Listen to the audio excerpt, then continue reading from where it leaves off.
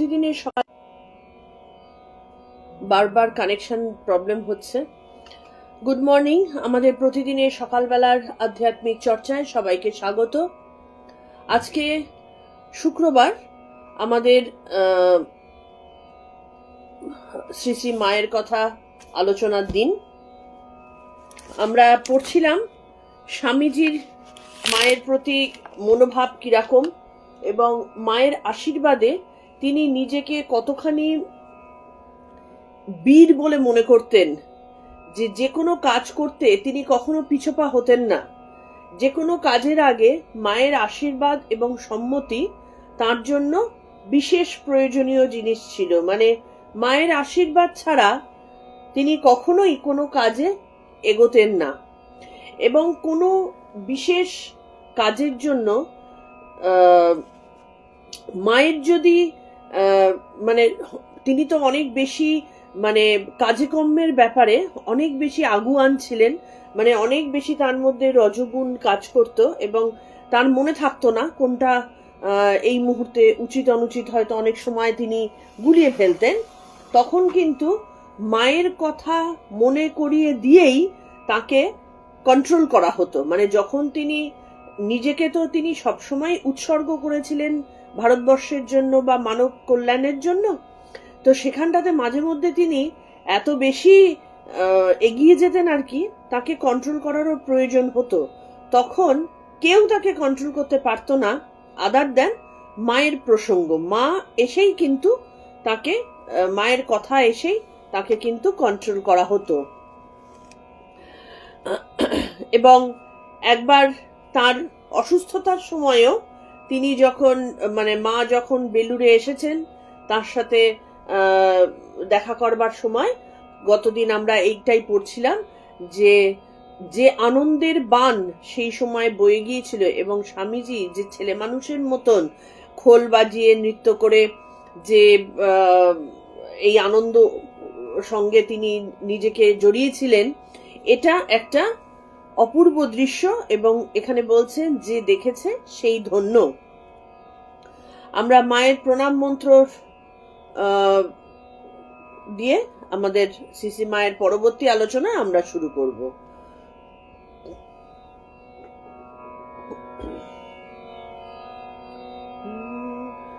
জননীং শারদাং দেবীং রামকৃষ্ণং জগৎগুরুং পাদপদ্মে তয়ো শ্রিত্বা প্রণমামি মুহুর্মুহুঃ।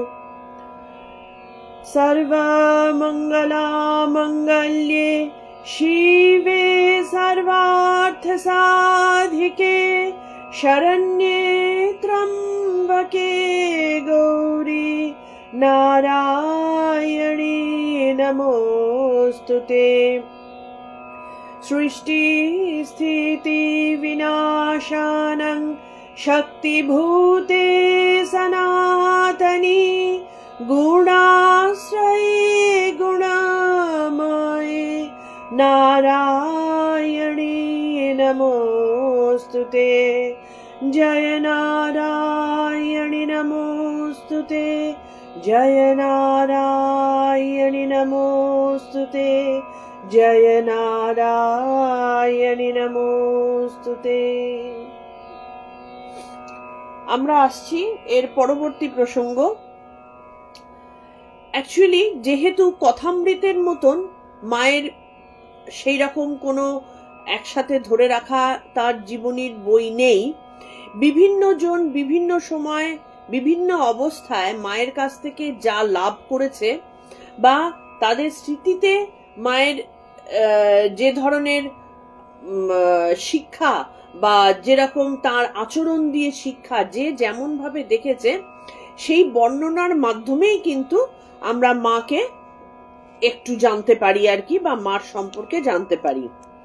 তো সেই কারণে স্বামীজিরও বিভিন্ন সময়, এই যে যেমন আগের দিন আমরা জানলাম যে মা আসার পরে স্বামীজির মনের অবস্থা কিরকম হয়েছিল এবং কিরকম আনন্দের হাট বেলুড়ে বয়ে গিয়েছিল, সেইটার থেকে কিন্তু মায়ের সাথে এই ত্যাগী সন্তানদের সম্পর্কটা কিরকম ছিল, তারা কি চোখে মাকে দেখতেন এবং মাকে পেয়ে তারা কিরকম ভাবে আনন্দে উদ্বেল হয়ে যেতেন, এই প্রসঙ্গটা আমরা বুঝতে পারি। এবার পরবর্তীতে আসছে একদিন আরেকটা ঘটনা আর কি। একদিন স্বামীজি বোসপাড়া লেনের বাড়িতে গিয়েছেন, শ্রীসীমা তখন ওখানেই আছেন।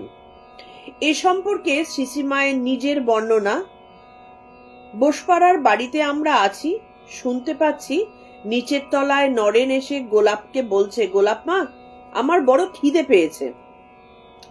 গোলাপ গোটা কতক মিছরির টুকরো নিয়ে নরেনের হাতে দিয়েছে। নরেন তো রেগেই খুন। আমি একটা থালায় করে খাবার পাঠিয়ে দিলুম। নরেন খায় আর বলে, একেই বলি মা। পূজারি বামুনের মেয়ে মা এমন কেমন করে এমন হলো আমি বুঝতে পারছি না। মানে স্বামীজির তো বেশ বড়সড় চেহারা ছিল এবং পালোয়ানের মতন চেহারা ছিল। সেখানটাতে তিনি খেতেও বেশ ভালোবাসতেন।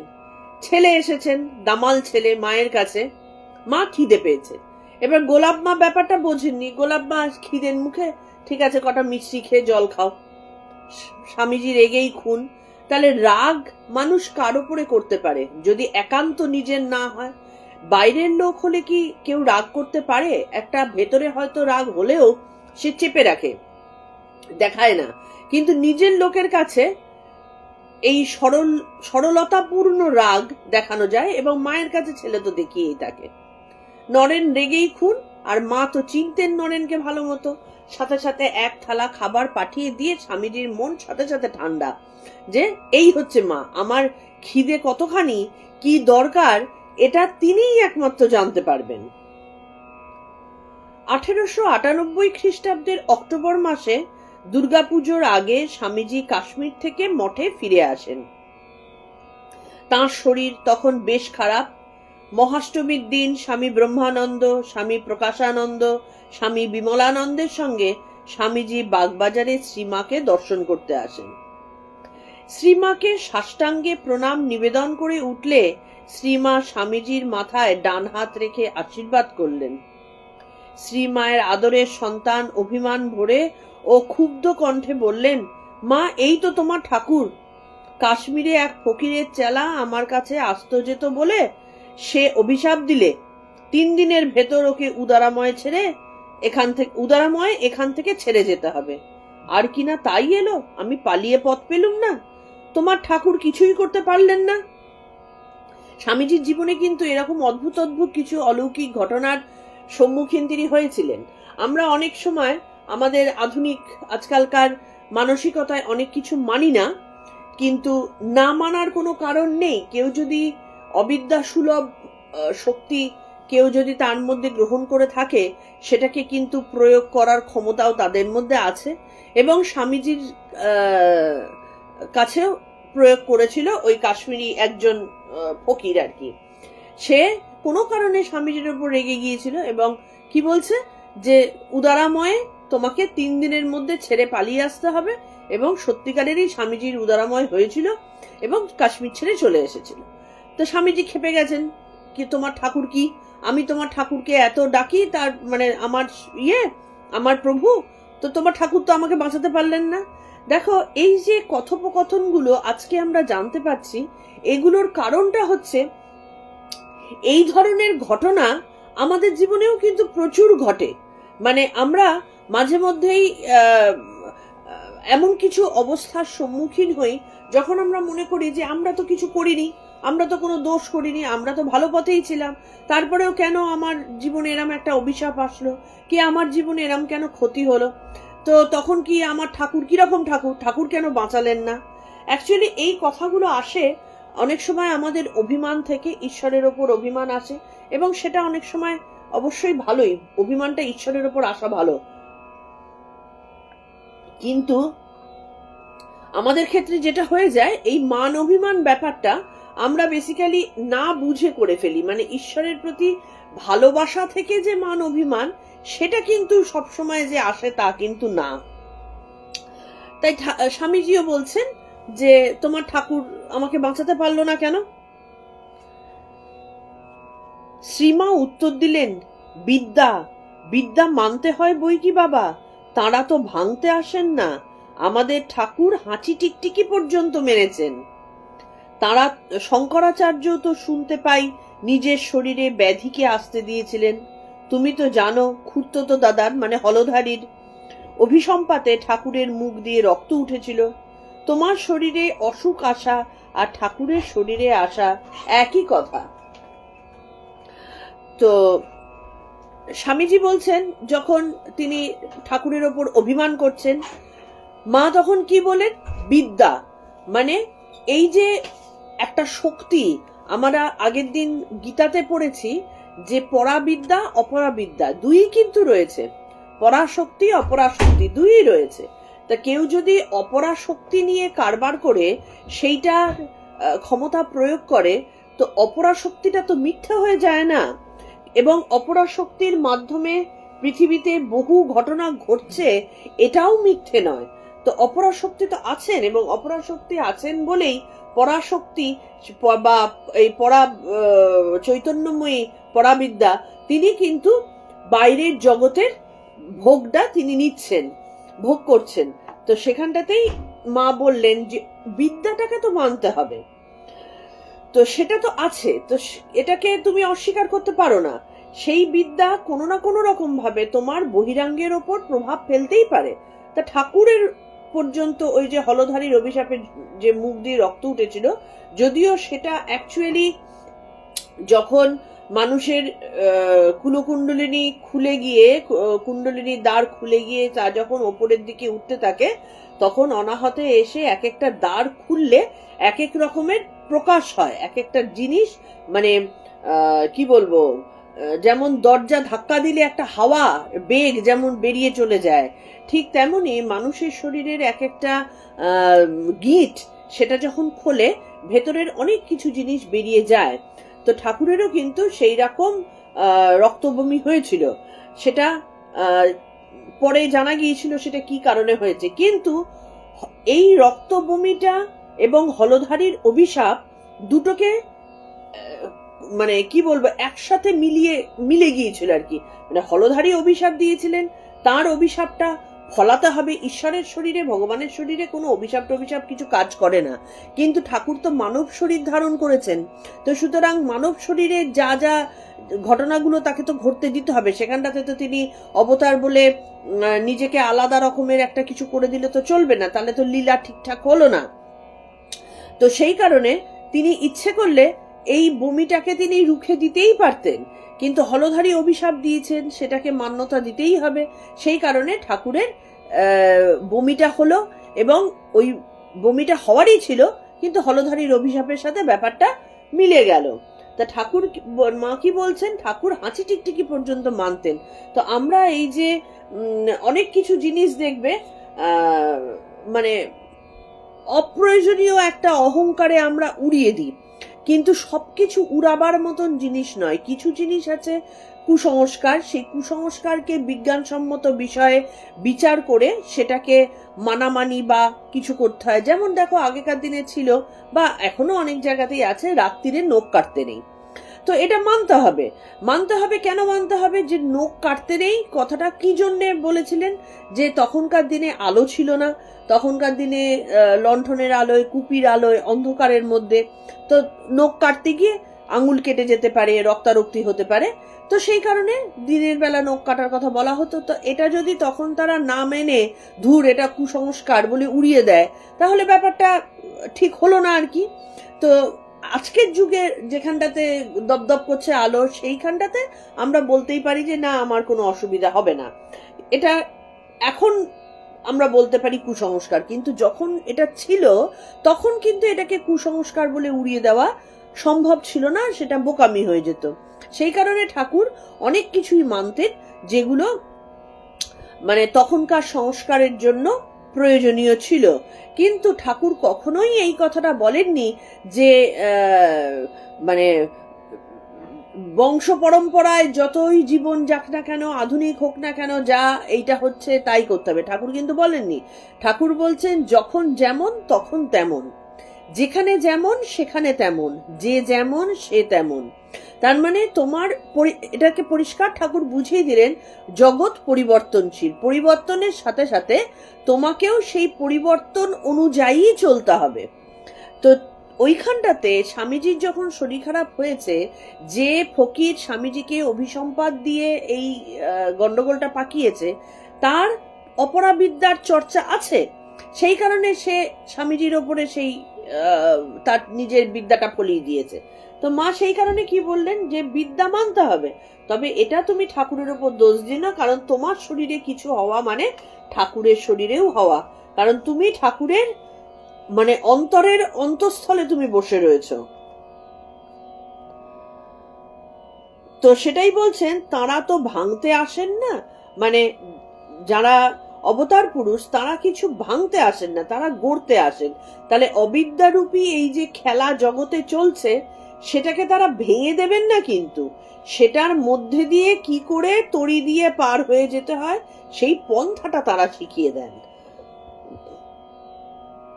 কিন্তু স্বামীজি তবুও অভিমান ভরে বলতে থাকেন, শ্রীমা যতই বলুন না কেন তিনি তার যুক্তি মানতে রাজি নয়, বরং বলতে থাকলেন, আসলে ঠাকুর কিছুই নন।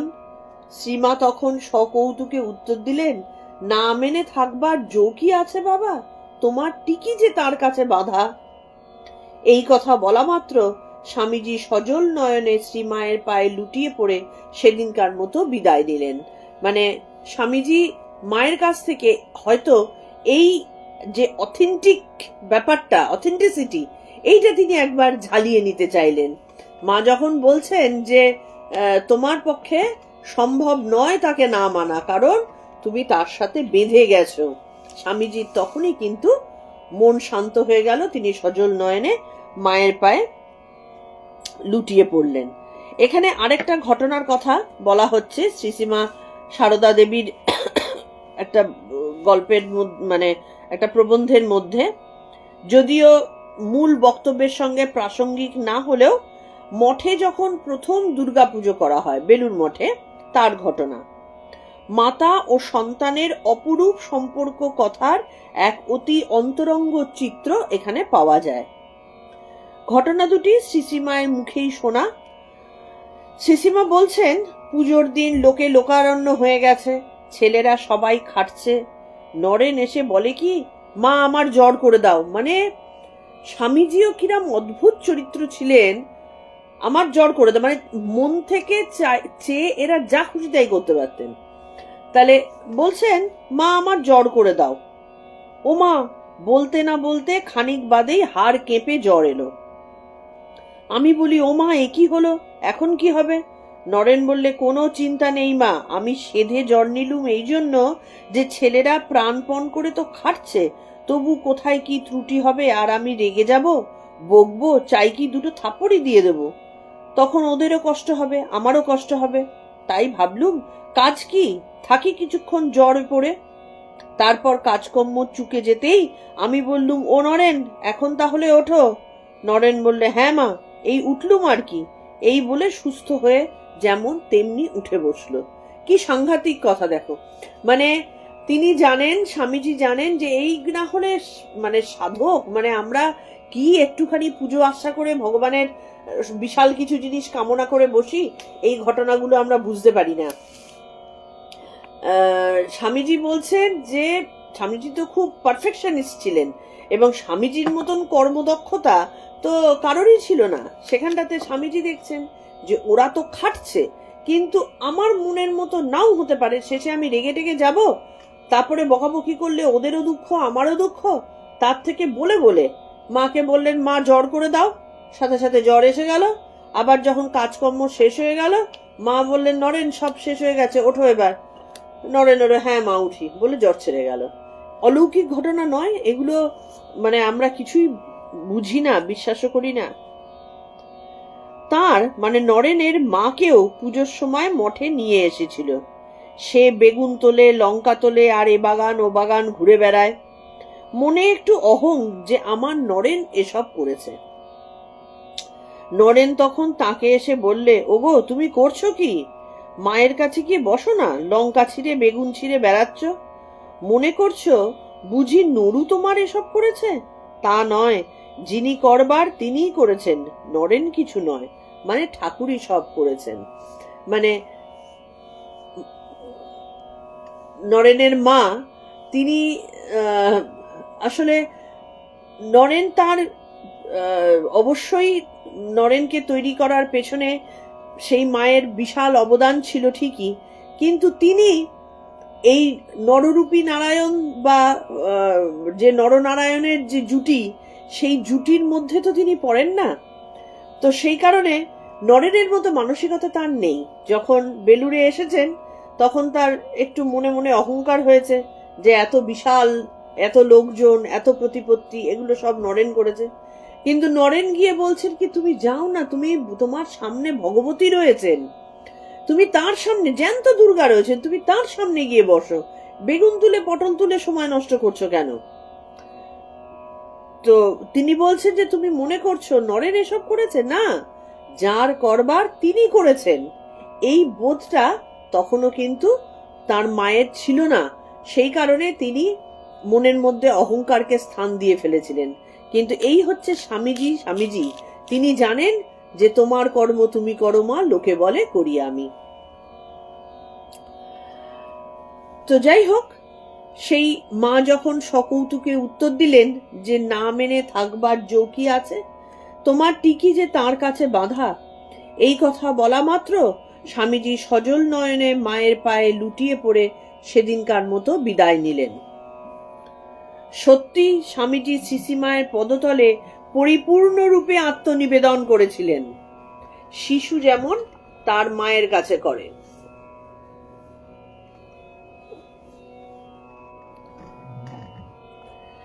বিচার বিতর্ক যুক্তি প্রশ্নের প্রসঙ্গ সেখানে ছিল অবান্তর।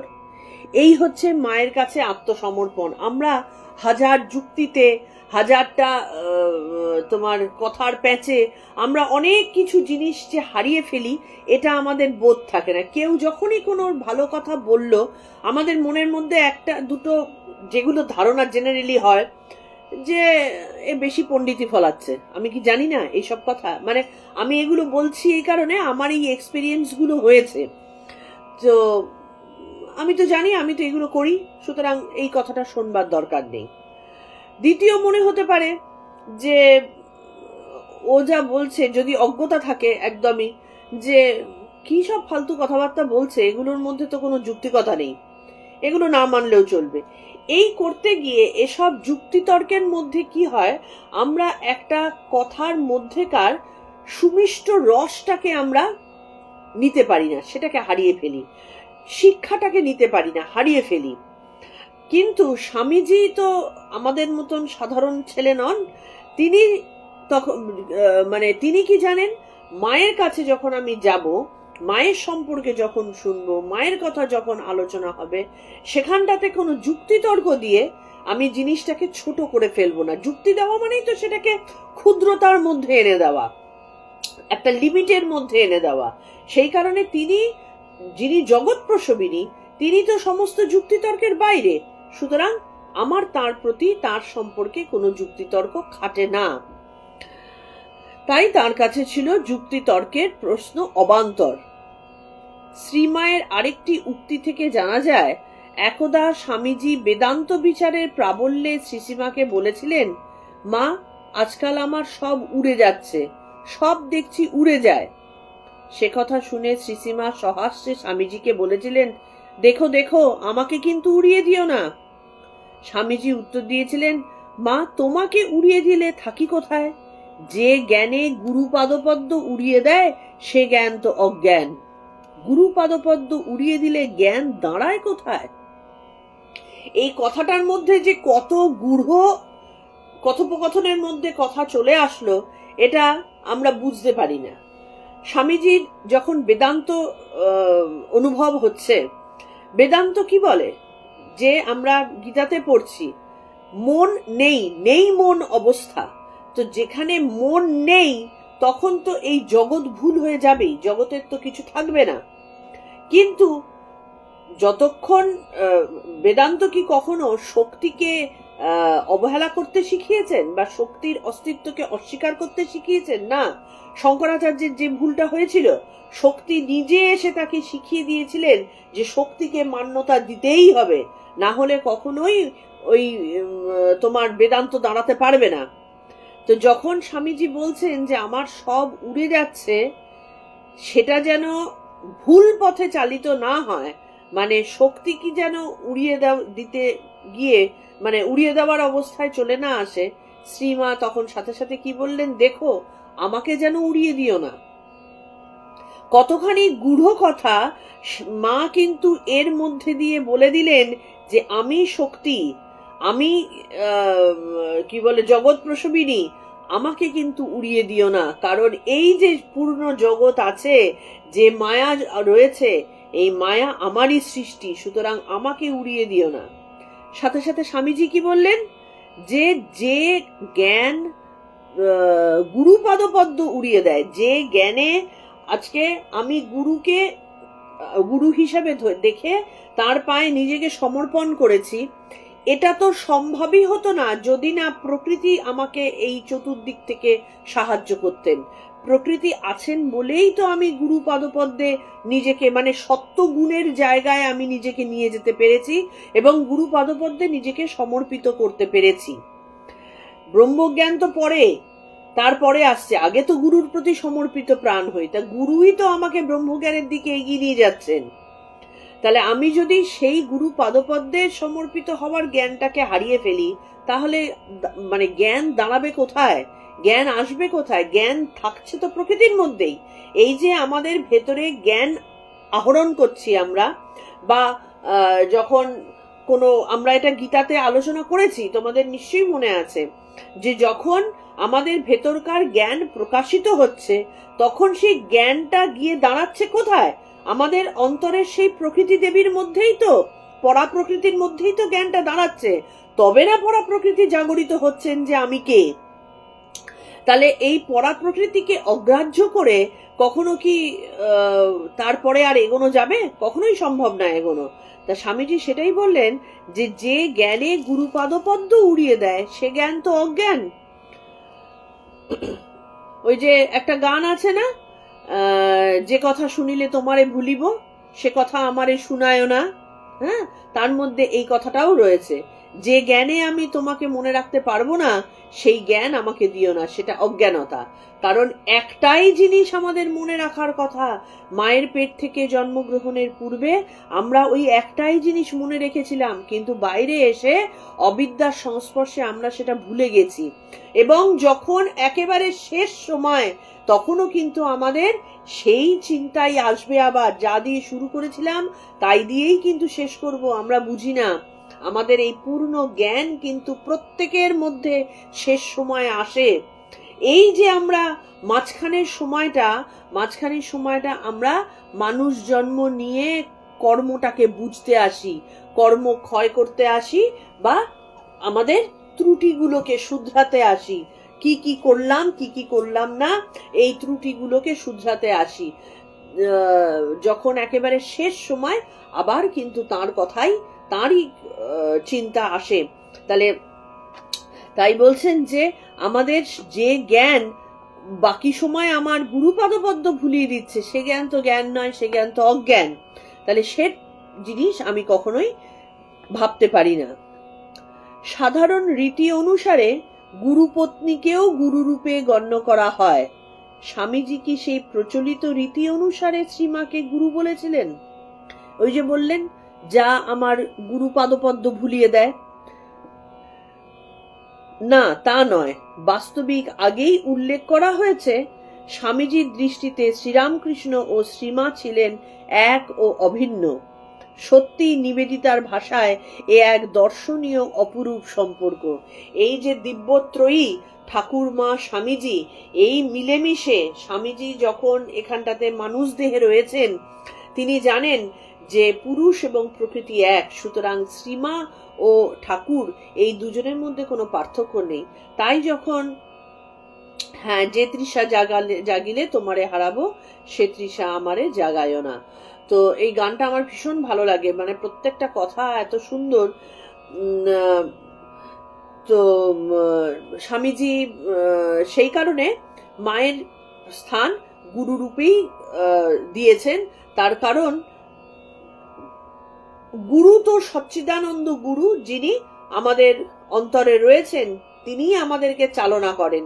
তিনিই মানুষ রূপ ধরে ঠাকুর শ্রীরামকৃষ্ণ রূপে জগতে এসেছেন, এবং ঠাকুর শ্রীরামকৃষ্ণ রূপে এবং সারদা মা রূপে তিনিই কিন্তু আমাদের শিক্ষা দান করে যাবেন। তো সেই কারণে সেই গুরুকে কখনোই এমন কোনো ব্রহ্মজ্ঞানের প্রয়োজন নেই, বা এমন ব্রহ্মজ্ঞানকে অজ্ঞানতাই বলে যা আমাকে গুরু থেকে দূরে করে দেয়, গুরুকে চিনতে ভুলিয়ে দেয়।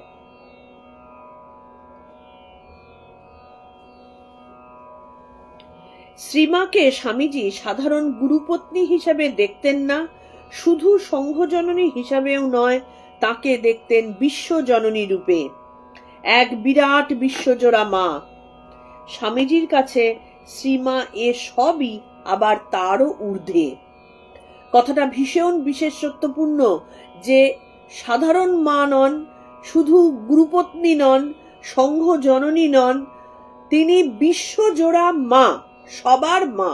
এই যে মা সবসময় বলতেন না, চিরকাল মনে রাখবে তোমাদের একজন মা আছেন, এই মা ধারণাটা কিন্তু আমরা ব্যক্তিমুখী করে ফেলি, এটা আমাদের দুর্বলতা। আমরা মা ব্যাপারটাকে একটা হয় জন্মদাত্রী মায়ের মধ্যে আটকে রাখি, অথবা গুরুপত্নী মায়ের মধ্যে আটকে রাখি, অথবা কাউকে হয়তো ভক্তি করি সেই মায়ের মধ্যে আটকে রাখি। ঘটনাটা কিন্তু তা নয়, মা ব্যাপারটা অনেক বড়, সেই বিশাল জিনিস এক একটা অংশ রূপে আমাদের সামনে প্রকাশিত হন। আমরা যদি সেই অংশটাতে কনসেন্ট্রেট করি তাহলে আমরা ব্যাপারটা ক্ষুদ্র করে ফেলবো। স্বামীজি সেই অংশটার থেকে দূরে চলে গিয়েছেন। তিনি জানতেন এই যে শ্রীসীমা রূপী অবয়ব, এটা পার্থিব অবয়ব, কিন্তু মা বলতে যা বোঝায় ইনিই তাই। ইনি শুধু সংঘজননী বা কোনো রূপে নয়, গুরুপত্নীর নন, তিনি বিশ্বজননী, সারা বিশ্বের মা। তিনি অনেক সময় তারও উপরে, মানে ব্রহ্মাণ্ডের, যিনি ধারণ করে রয়েছেন ব্রহ্মাণ্ডকে, জগদ্ধাত্রী। বস্তুত স্বামীজির দৃষ্টিতে মায়ের স্বরূপ কিভাবে ধরা পড়েছিল তার সম্যক ধারণা বা বর্ণনা এক কথায় করা অসম্ভব। এটাই আমি বোঝাতে চাইছি। মানে স্বামীজি কি চোখে দেখতেন, কিভাবে বুঝেছিলেন, কি চোখে দেখতেন না। যেমন আমরাও দেখবে অনেক ভালো লোককে খুব সম্মানের চোখে দেখি, বা একটা বাইরের যারা খুব স্নেহময় একজন কেউ, তাকে আমরা মায়ের চোখে দেখি, এরকম কিন্তু হয়। এটা সেই চোখে দেখা নয়। ব্যাপারটা হচ্ছে অন্তর থেকে আমার শুধু বিশ্বাসই নয়, ওটাই সত্য, তার বাইরে আর কিছু নয়, ওটাই সনাতন, তার বাইরে আর কিছু নয়। এইটা ছিল স্বামীজির বিশ্বাস। অন্যের কথা কোন ছাড়, স্বয়ং স্বামীজির সন্ন্যাসী গুরু ভাইদের মধ্যেও অন্তত কেউ কেউ যে প্রথম দিকে স্বামীজির ধারণার অংশভাগ হতে পারেননি, তার একটি দৃষ্টান্তের উল্লেখ পাওয়া যায় স্বামী বিজ্ঞানানন্দের নিম্নোক্ত বর্ণনায়। স্বামী বিজ্ঞানানন্দ বলছেন, আমি মা ঠাকুরুনের কাছে বেশি যেতাম না। স্বামীজি কি করে তা জানতে পারেন? শ্রীসীমা তখন বলরাম মন্দিরে। সেখানে স্বামীজি একদিন আমায় জিজ্ঞেস করলেন, পেশন, পেশন বলে স্বামী বিজ্ঞানানন্দ মহারাজকে স্বামীজি ডাকতেন, পেশন, মাকে প্রণাম করতে গিয়েছিলে? আমি বললাম, না মশাই। স্বামীজি, সে কি, এখুনি যাও, মাকে প্রণাম করে এসো। তাই শুনে আমি তো মাকে প্রণাম করতে গেলাম। মনে মনে ভাবছি কোনো প্রকারে ঢিপ করে একটা প্রণাম করে চলে আসব। মাকে প্রণাম করে উঠতেই স্বামীজি পেছন থেকে বলছেন, সে কি পেছন, মাকে এইভাবে প্রণাম করতে হয়? সাষ্টাঙ্গ হয়ে প্রণাম কর, মা যে সাক্ষাৎ জগদম্বা। বলেই তিনি সাষ্টাঙ্গ হয়ে মাকে প্রণাম করলেন। আমিও মাকে আবার সাষ্টাঙ্গ প্রণাম করে চলে আসি। কিন্তু ভাবতেই পারিনি আমি যে স্বামীজি আবার পেছন পেছন আসবেন। স্বামীজি শুধু নিজে, মানে তার কি ধারণা ছিল, আমি চোখের সামনে জগদম্বাকে দেখছি, বাকি আমার গুরু ভাইরা দেখবে না, বাকি আমার চারধারের যারা রয়েছে তারা দেখবে না, তারা জানবে না? সেই কারণে তাকে জবরদস্তি যে মা কে এটা চিনিয়ে দেবার জন্য যতদিন তিনি এই দেহে আছেন, তোমরা চোখের সামনে জগদ্ধাত্রীকে দেখতে পাচ্ছ, এই বোধটা যদি আমাদের মধ্যে না আসে, তাহলে স্বামীজির জন্মটাই তো মানে বৃথা হয়ে যাচ্ছে। স্বামীজি সেই কারণে একেবারে দায়িত্ব নিয়ে, যে তুমি কার কাছে এসেছো, সাক্ষাৎ মায়ের কাছে তুমি এসেছো, সাক্ষাৎ জগদ্ধাত্রীর কাছে তুমি এসেছো, সেই বোধটা তিনি বুঝিয়ে দিতে চেয়েছিলেন। না হলে স্বামীজি যে একটা সংঘের কি বলবো মানে তিনি যে হর্তাকর্তা বলাটা ভুল, তিনি যে লিডার, এইটা তাহলে বেকার হয়ে যেত। লিডারের কাজটা কি? সমস্ত তার পেছনে যারা অনুগামী তাদেরকে ঠিকঠাক জায়গায় এনে দেওয়া। তো ঠিকঠাক জায়গায় আমার চোখের সামনে মা রয়েছেন, জগদ্ধাত্রী মা রয়েছেন, তা তাকে আমরা চিনতে পারবো না? তো সেই কারণে স্বামীজি বিজ্ঞানানন্দ মহারাজের পেছন পেছন গেছেন, যে কোনো রকমে নয়, তুমি একটা সাধারণ মহিলার পায়ে মাথা ঠুকছো না, তুমি পূর্ণ জগদ্ধাত্রী মা, যিনি পূর্ণ জগৎকে ধারণ করে রয়েছেন, তিনি নিজেকে এইটুকু একটা কৌটোর মধ্যে, এই শরীর নামক কৌটোর মধ্যে ধরে রেখেছেন। তার ভেতরকার যে শক্তি, সেটাকে অনুভব করো। সেই অনুভব করবার জন্য সাষ্টাঙ্গে প্রণাম করতে হবে, সর্বস্ব দিয়ে। সাষ্টাঙ্গে প্রণাম মানেটা কি? ষষ্ঠ অঙ্গ দিয়ে আমি প্রণাম করছি, সমস্ত কিছু তার কাছে নিবেদন করছি। তো এই নিবেদন যদি না থাকে, জগদ্ধাত্রী মায়ের কাছে সামনে দাঁড়িয়ে থেকে আমি আটকে আটকে রাখবো? সেইটা কিভাবে করতে হয় স্বামীজি দেখিয়ে দিলেন নিজে প্রণাম করে। স্বামী বিজ্ঞানানন্দ বলতেন, শ্রীমাকে কিভাবে প্রণাম করতে হয় স্বামীজি তা আমায় শিখিয়েছিলেন এবং বুঝিয়েছিলেন মায়ের স্বরূপ কি তাও। স্বামী শিবানন্দের পূর্বে উদ্ধৃত চিঠি থেকে জানা যায় যে শুধু স্বামী বিজ্ঞানানন্দকেই নয়, অন্যান্য গুরু ভাইকেও স্বামীজি শ্রীমাকে চিনিয়ে দিয়েছিলেন।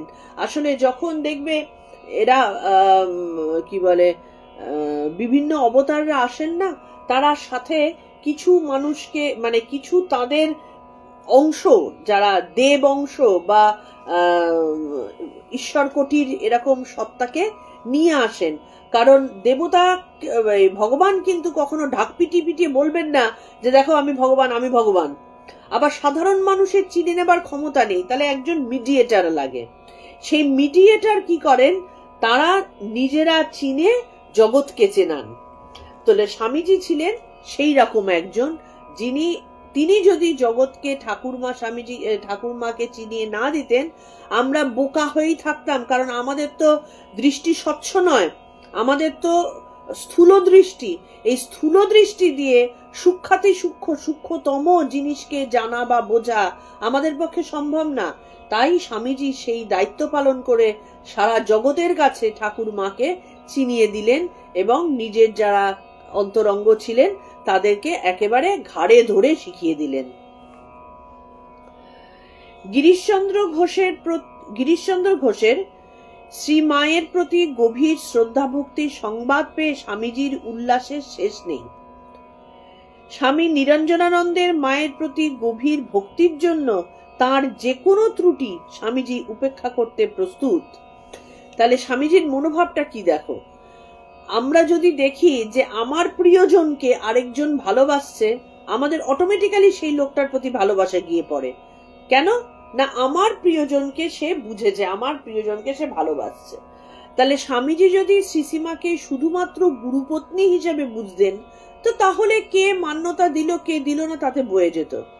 কিন্তু স্বামীজি জেনেছিলেন মা যদি ব্যাপারটার মানে বোঝা যায়, তাহলে ইনিই মা, আমার একান্ত আপন, সব থেকে কাছের আমার মা। তা সেই মাকে গিরিশ ঘোষ মান্যতা দিয়েছেন এবং গিরিশ ঘোষ ভালোবাসছেন। স্বামীজি আনন্দে বিহ্বল।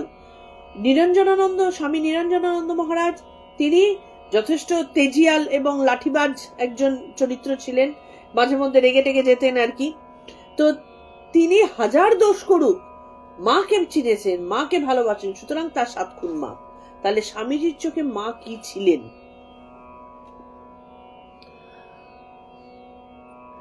আবার স্বামী ব্রহ্মানন্দকে লেখা তার এক চিঠিতে দেখা যায় পুঁথিকার অক্ষয় কুমার সেনের যাকে স্বামীজি আদর করে শাকচুন্নি বলতেন, তার মায়ের প্রতি অটুট ভক্তি আছে কিনা তা জানার জন্য স্বামীজির উদ্বেগের অন্ত নাই। স্বামী ব্রহ্মানন্দকে লিখছেন, বলি শাকচুন্নির কোনো কথাই তো তোমরা লেখো না, সে গেল কোথায়? মাকে ভক্তি করছে তেমনি কিনা। তাহলে এই অক্ষয় কুমার সেন স্বামীজির অত্যন্ত প্রিয় পাত্র ছিলেন, এবং প্রিয় পাত্র তো শুধুমাত্র এমনি এমনি প্রিয় হলে চলবে না, তার মাকে জানতে হবে। আমরা যেমন আমাদের সন্তানকে আমরা শ্রেষ্ঠ শিক্ষাটা দিতে চাই, শ্রেষ্ঠভাবে মানুষ করতে চাই, একটা সব থেকে ভালো জিনিস দিয়ে একটা পরিপূর্ণ মানুষ করতে চাই, ঠিক তেমনি স্বামীজি তার প্রিয়জনকে যদি তারা মাকে না জানে সামনে থাকা অবস্থায়, সে তো অপূর্ণ থেকে যাবে। তো সেই চিন্তায় স্বামীজি নিজের দায়িত্বে খোঁজ নিচ্ছেন যে মাকে তেমনি ভক্তি করছে কিনা সেটা জানাও, না হলে তার মধ্যে অপূর্ণতা এসে যাবে। যখন বেলুর মঠের নিজস্ব জমি কেনা হলো, তখন শ্রীমাকে স্বামীজি মঠের নতুন জমিতে নিয়ে গিয়ে নববস্ত্র পরিধান করিয়ে চেয়ারে বসান এবং সাষ্টাঙ্গে প্রণিপাত করে অশ্রুপূর্ণ লোচনে করজোরে বলতে থাকেন, মা, এতদিনে আজ আমার মাথায় যে বোঝা ছিল তা নেমে গেল তোমাকে নিজের জমিতে এনে। এই নিজের জমি মানেটা কি? নিজের জমি মানে মার এই যে ঠাকুরের দেহ রক্ষার পরে মা এই যে একটা অতি দারিদ্র অবস্থার মধ্যে পড়েছিলেন, এবং কলকাতায় তার কোনো স্থায়ী বাসস্থান ছিল না।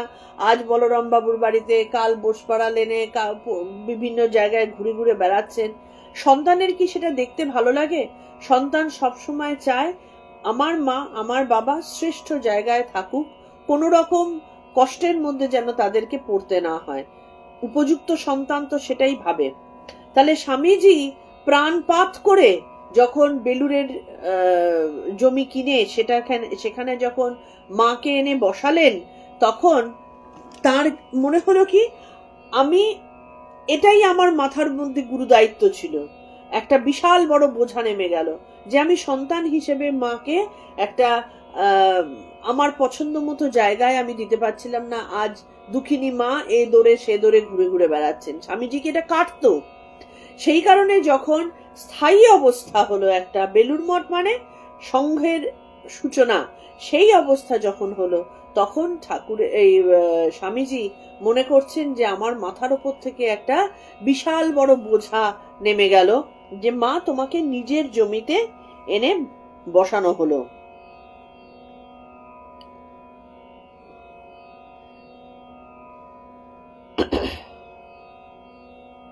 আরেকটি বর্ণনায় দেখা যায়, স্বামীজি মঠের নতুন জমিতে শ্রীমাকে নিয়ে তাকে মঠের চতুর্সীমা ঘুরিয়ে দেখিয়ে বললেন, মা, তুমি আপনার জায়গায় আপন মনে হাঁপ ছেড়ে বাঁচাও। মানে জন্মদাত্রী মায়ের থেকে স্বামীজি কবে সরে এসেছেন এবং কবে যে এই মাই যে আমার আসল মা সেইটা অনুভব করে তার জন্য দিবারাত্র চিন্তা করে যাচ্ছেন, সেটা এই কথাগুলো থেকে বোঝা যায় আর কি। স্বামীজি বলছেন, এখন তুমি হাঁপ ছেড়ে চারিদিকে বেড়াও, ঘুরে ফিরে দেখো। মঠের নিজস্ব জমি শ্রীমায়ের প্রার্থনার ফলশ্রুতি। বোধগয়ায় মঠের ঐশ্বর্য ও সচ্ছলতা দেখে এবং সঙ্গে সঙ্গে তার ত্যাগী সন্তানদের অন্নবস্ত্র ও আশ্রয়ের অভাবের কথা স্মরণ করে শ্রীমায়ের মাতৃহৃদয় থেকে এক করুণ প্রার্থনা উচ্চারিত হয়েছিল। শ্রীমা এ সম্পর্কে স্বয়ং বলেছেন, বোধগয়ার মঠ, তাদের অত সব জিনিস, কোনো অর্থের অভাব নেই, কষ্ট নেই দেখে কাঁদতুম। আর ঠাকুরকে বলতুম, ঠাকুর, আমার ছেলেরা থাকতে পায় না, খেতে পায় না, দুয়ারে দুয়ারে ঘুরে বেড়াচ্ছে, তাদের যদি অমন একটা থাকবার জায়গা হতো। তা ঠাকুরের ইচ্ছায় মঠটি হলো। আবার অন্যত্র বলছেন, আহা, এর মানে মঠের জন্যে ঠাকুরের কাছে কত কেঁদেছি, প্রার্থনা করেছি, তারপর থেকে নরেন ধীরে ধীরে এই সব করলে। এসব থেকে বোঝা যায় কেন মঠের নতুন জমিতে শ্রীমাকে এনে স্বামীজি বলেছিলেন নিজের জমিতে। এবার একটা কথা আছে, এই যে মা বোধগয়ার আশ্রম দেখে, মঠ দেখে তার মনের মধ্যে আসলো আমার ছেলেদেরও যদি হতো। তার মানে মা কি লোভী? না ওদের ওই জমিটা দেখে, ওদের ওই মঠটা দেখে তার মনের মধ্যে ঈর্ষা হয়েছিল? তাহলে মা তো সাধারণ হয়ে গেলেন। আবার এদিকে বলছেন যে আমি ঠাকুরের কাছে কেঁদেছি যে আমার ছেলেরা থাকতে পায় না, খেতে পায় না, তুমি তাদের জন্য একটা ব্যবস্থা করে দিও। তাহলে মা কিরকম মা, যে অন্যের জিনিস দেখে তার কি চোখ টাটায়? এখানটাতেই সাধারণ মা আর এই মায়ের মধ্যে পার্থক্য। আমাদের মতন মায়েরা ওই রকম দেখে সত্যিকারের চোখ টাটাবো যে ওদের আছে, আমারটা কেন নেই, আমার ছেলে থাকতে পারলে ভালো হতো। কিন্তু এই মা তো জগৎ জননী মা, তিনি ত্যাগী সন্তানদের কথা চিন্তা করে, যেখানটাতে সবাই তার সন্তান, তার কাছে কোনো পার্টিকুলার সন্তান না। নিজের মা, আজকে আমাদের যদি দুটোর জায়গায় চারটে সন্তান কারোর থাকে, তার যদি দুটো সন্তান খেতে পায় আর দুটো সন্তান যদি খেতে না পায়, তখন কি মায়ের মন কখনো সুস্থ থাকতে পারে? মায়ের মন তখন কাঁদবে যে হে ঠাকুর, যেন আমার এই দুটো সন্তানও খেতে পায়। মা ঠিক সেই রকমই প্রার্থনা করেছিলেন ঠাকুরের কাছে যে ওদের আছে, আমার এই সন্তানদের কেন থাকবে না? কারণ তখন স্বামীজি এবং তার ত্যাগী ভাইয়েরা পাগলের মতো দারিদ্রতায় ভুগছেন, অন্ন কষ্টে ভুগছেন, কারোর কাছে সহানুভূতি পাচ্ছেন না। কতই বা বয়স ছিল তাদের। তো সেই কারণে, এবং মা বুঝেছিলেন যে এই ছেলেগুলো শুধুমাত্র ভেসে যাবার জন্য বা নিজের আত্মোন্নতির জন্য চতুর্দিকে সন্ন্যাস নিয়ে ঘুরে বেরিয়ে তাদের জীবন শেষ করে দেবে, সেই কারণে তারা পৃথিবীতে আসেনি। এরা এসেছে জগৎ কল্যাণের জন্য। তা জগৎ কল্যাণ করতে গেলে এ একদিকে সে একদিকে থাকলে কি হবে? কখনোই হবে না। তাদের সঙ্গবদ্ধ হতে হবে। তা সঙ্গবদ্ধ হতে গেলে তো একটা থাকবার ঠিকানা চাই। রাস্তায় রাস্তায় ঘুরে তো আর সঙ্গবদ্ধ হওয়া যায় না। তাহলে মা কতটা দূরদৃষ্টি সম্পন্ন ছিলেন দেখো। তিনি কিন্তু বুঝেছিলেন এদের কাজ কি, ভবিষ্যতে এদেরকে দিয়ে ঠাকুর যে অনেক বড় প্ল্যান করে রেখেছেন, অনেক বড় তাদের উদ্দেশ্য, এইটা মাই কিন্তু প্রথম বুঝেছিলেন বলে তাদের সঙ্গবদ্ধ হওয়ার দিকে মা এত তীব্র আকুলতা ঠাকুরের কাছে জানিয়েছিলেন। তখন মায়ের সুযোগ্য সন্তান নরেন, তিনি পরিশ্রম করে, মানে উভয় শক্তি একত্রিত হয়েছিল। মায়ের শক্তি গেল ছেলের মধ্যে, ছেলে তখন বিশ্ব জয় করে এসে এই সঙ্গবদ্ধ মঠের প্রতিষ্ঠা করলেন এবং মাকে সেই কারণে বলেছিলেন এবার তুমি নিজের জমিতে এসে হাঁপ ছেড়ে বাঁচো। এই যে তুমি মনে মনে ঠাকুরের কাছে কেঁদেছিলে যে আমার সন্তান যেন থাকে দুধে ভাতে, সেই দুধে ভাতে থাকার ব্যবস্থাটা নরেন করে দিয়েছিলেন। অবশ্য বেলুর মঠ শ্রীমায়ের আবাসস্থল না হলেও পূজা পর্ব উপলক্ষে শুভাগমন করিতেন। বেলুর মঠে মা কিন্তু থাকতেন না, কিন্তু মায়ের এইটাই হচ্ছে পার্থক্য।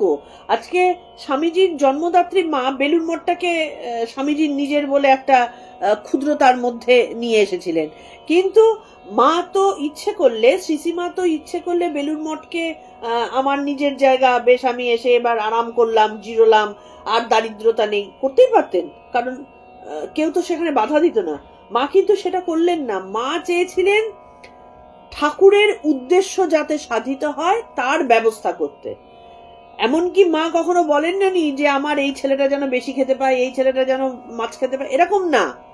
তিনি পরিপূর্ণ জিনিসটাই করেছেন জগতের উদ্দেশ্যে। মাছে দুধে ভাতে আমার ছেলেরা যেন সুস্থ থাকে। কেন সুস্থ থাকে? কারণ তাদের উদ্দেশ্য এই পৃথিবীতে আসা জনকল্যাণের জন্য। তাহলে জনকল্যাণ করতে গেলে যদি ছন্নছাড়া হয়ে থাকে হবে না। ছন্নছাড়া হয়ে যদি মাত্র ওই নোংরা বস্ত্র, হ্যাঁ, একটা ছেঁড়াখোড়া ব্যাপার এরকম যদি থাকে হবে না। সুতরাং পরিপূর্ণ সুস্থভাবে, সুন্দরভাবে যাতে জগৎকে তিনি, তারা সবাই কল্যাণ করতে পারেন এবং জগৎ কল্যাণের মাধ্যমে আত্মোন্নতির সহায়ক হয়, সেই ব্যবস্থাই কিন্তু মা করেছিলেন। তাই মা কখনো মঠে থাকতেন না। একটি উক্তি এখানে উল্লেখ করা যেতে পারে। মঠ হবার পরেই স্বামীজি শ্রী শ্রী মাতা ঠাকুরানীর পদধূলি এনে এখানে স্থাপন করে, যা আজও বেলুড় মঠে পুজো হয়। মা ঠাকুরুন যে কি তা একমাত্র স্বামীজিই বুঝেছিল, তিনি যে স্বয়ং লক্ষ্মী, আর কেহ তা বোঝেনি।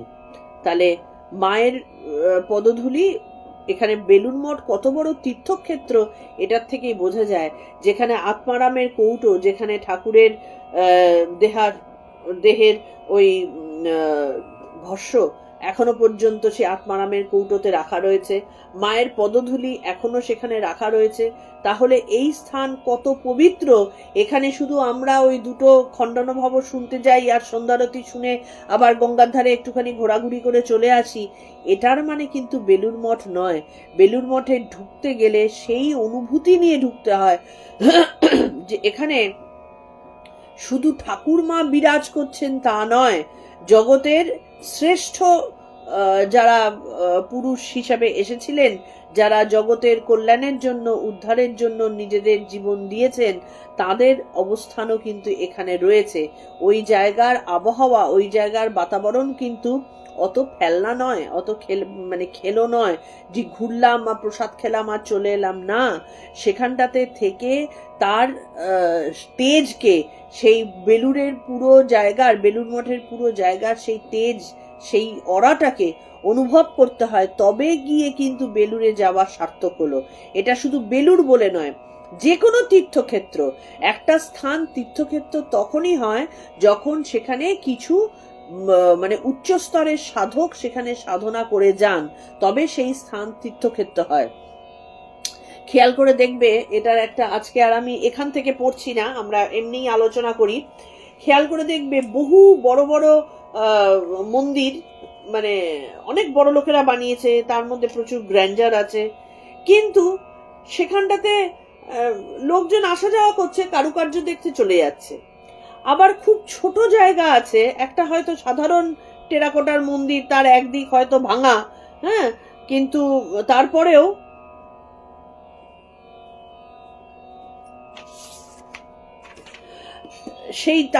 কিন্তু দেখবে যে ওখানটাতে হাজার হাজার মানুষের ভিড়। তার কারণ কি জানো? খেয়াল করে দেখবে, সেইটার খবর নিয়ে দেখবে, অবশ্য করে কোনো না কোনো সাধক ওখানে সাধনা করে গেছেন। সাধনা করে গেলে তার সেই তেজ, তার সেই অরাটা ওখানটাতে প্রতিষ্ঠিত হয়ে থাকে। ওটাই ঐশ্বরিক শক্তি। সেই ঐশ্বরিক শক্তির ব্যাপারটা ওর ভেতরে থাকে বলেই, আর যেখানে যত বেশি সাধন শক্তি আছে সেই জায়গা তত বেশি পবিত্রতা ক্যারি করে। সেই কারণে তীর্থস্থান কথাটার মানে শুধুমাত্র বেড়াবার জায়গা নয়।